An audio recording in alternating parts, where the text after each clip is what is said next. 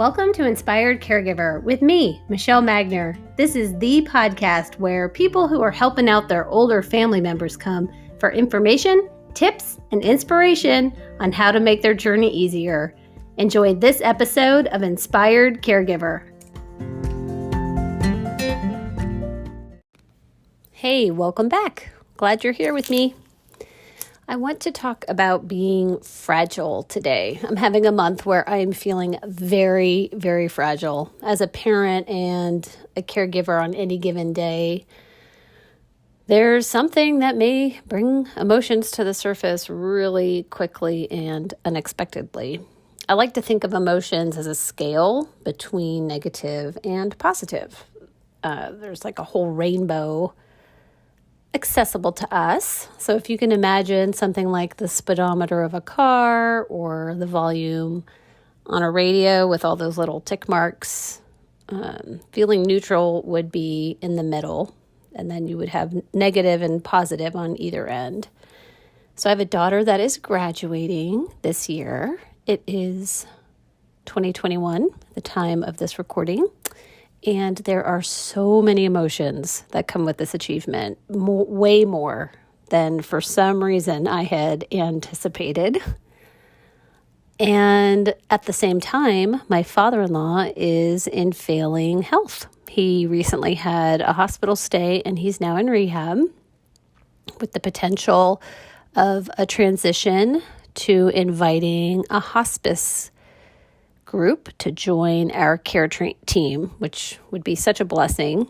But that obviously drums up a whole different set of emotions on that scale. So on any given day, I'm fluctuating between these great swings of emotion, which can be pretty exhausting, like wanting to go to bed at 7 o'clock at night, exhausting. I try and at least make it to 8:30. Intellectually, I understand that my feelings are all derived from my thoughts. Choose a different thought, create a different feeling. But as fast as these various feelings can come, it can be hard to slow down and identify the triggering thought, which is causing that emotion. So being fragile, I think fragile when I'm in this space can quickly tilt my scale swiftly one direction or the other. I'm a woman on the edge. I'm teetering. So in that fragile space, the smallest thing can tip me into a puddle of tears, like either joyful tears or tears that are from profound sadness. Potentially, that fragility, something tipping me, could be to a fast fit of frustration. And the things wouldn't normally trigger me, but in the moment right now, when I'm in this space, they're very triggering. So something like as simple as burning a slice of bread when I'm trying to make a piece of toast, or I'm backing out of my garage and the trash can is out of place at the end of the driveway. Maybe something is missing from my online grocery order, or someone offered me a kind word, or gave me flowers, or thanked me for something, or maybe even offered to bake desserts for my kids' graduation party. All of those things, when I'm feeling fragile, the emotions will quickly flood to the surface, and there's a really strong potential they're going to spill out all over your shoes. So how do I manage this? For me, the first thing is just acknowledging that what's on my plate right now is a lot. It's okay to feel fragile. I keep running these scenarios and circumstances by my friends and coaches, and overwhelmingly the response is, yeah, you have a lot going on. So I am willing to acknowledge that. It's easy to question ourselves if it's reasonable to be in this fragile space, in this emotional about what's happening. And the answer is yes, it's completely reasonable. So don't compare yourself and how you're handling things to how other people would.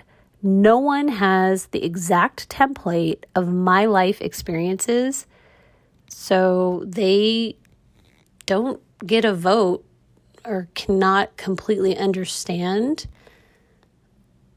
the circumstances and how they're impacting me. No one gets to have a vote about my fragility. No way. So just acknowledge that. It's okay.